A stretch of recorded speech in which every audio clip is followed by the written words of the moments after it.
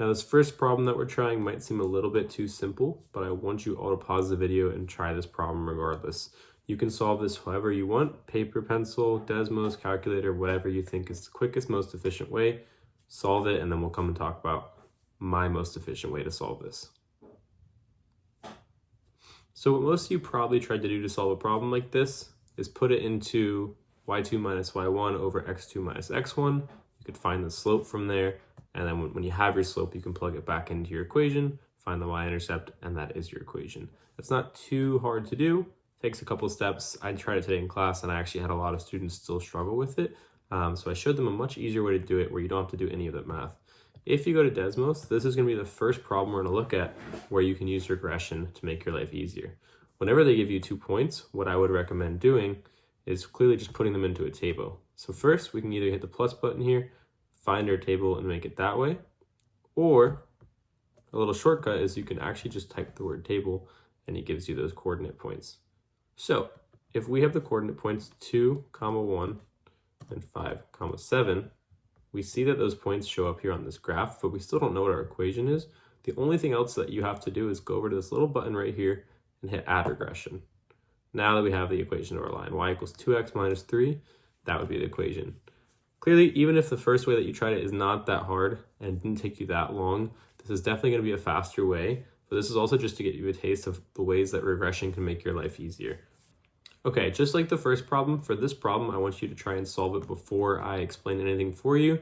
Do whatever way you think is most efficient and accurate. Pause the video, and then when you get an answer, play a video and see if we have similar methods. So the reason that I included this problem is because I see a lot of students try and solve this one by hand, or problems like this by hand, and even if you do get it right, it's going to take longer than using Desmos to make your life easier. So I want everyone to get into the habit of using Desmos every chance they get. So the first thing I'd recommend, if we go to Desmos, we can just type this entire equation in. So if we're to type this exact same equation into Desmos, we see that we get a graph immediately. If we hover over this x-intercept of the graph, we see that it's at 11.5, 0, meaning one of the points on this line is 11.5, 0, where x is my 11.5, which is what they're asking for. Now the question is, does that mean our answer is 11.5? No, it's not, because if we look back at the question, we see that they want the value of x minus 3, so that would be 11.5 minus 3, or 8.5. So this one isn't really a regression one, but there is a reason I included it with these regression problems.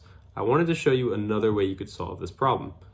Now this won't be the best method for this specific problem, but it will be the best method for other problems, and I wanted to use it here to show you in a simple step, simple problem, how you could use a regression to solve the same kind of problem. So instead of graphing it, the only thing that you would change to make a regression here is we would change this equal sign to what's called a tilde. If you look on your keyboard, all you have to do is hit shift and the button below escape. It's a little squiggly line. You can do that. We still have an error because the other thing we need to change is for every x or y that we see, we need to do x1.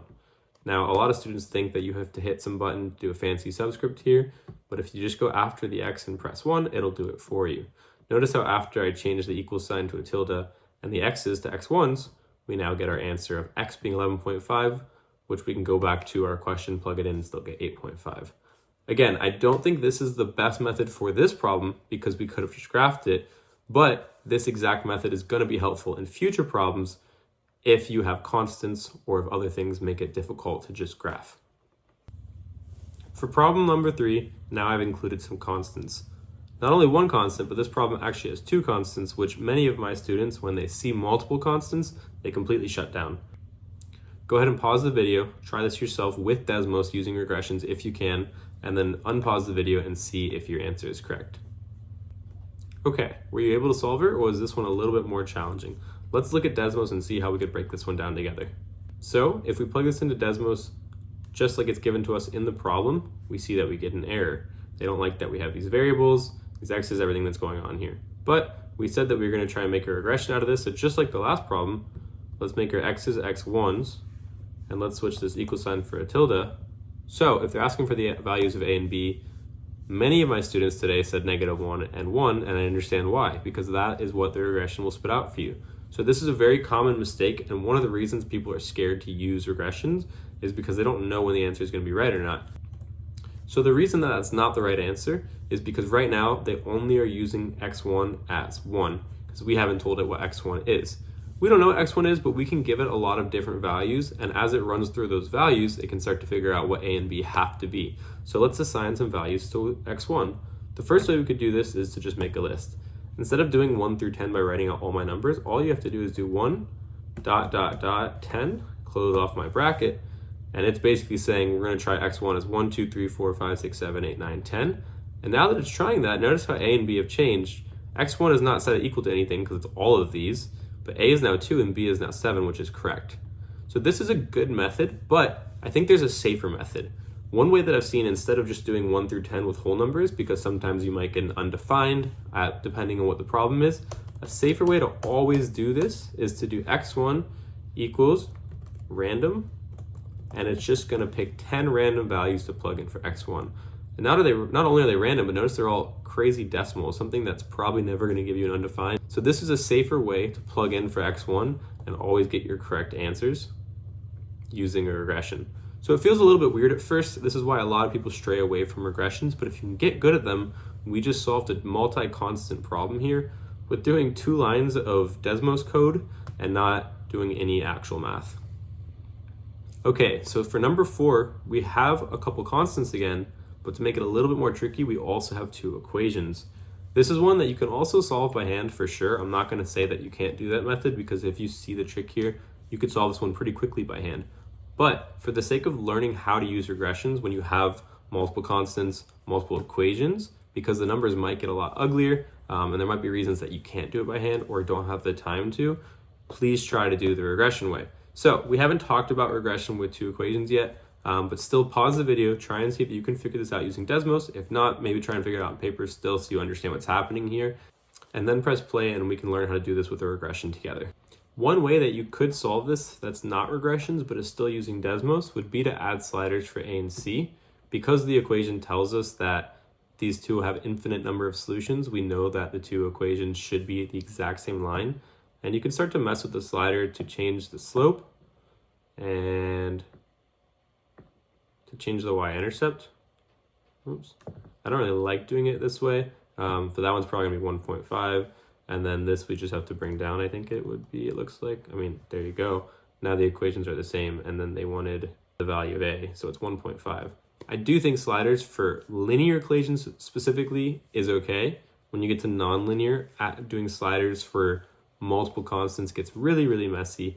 So I don't always recommend using a slider. But for this problem specifically, a slider would be a pretty easy way to solve that. So keep that in mind. If we were going to use regressions for this one, this is where we would start to use brackets. So what we can do is we can make a regression comparing one equation to the other equation, but we actually don't even need to involve x1 and y1. We can just pull the constants because we know that they should be the same. So for example, my x value for the first equation is 1/2. My y value we know is 1/3, and then my constant is 1/6. So for my second bracket here, I know that my x value is just a, and then my y value is just 1, and then my c value is just c.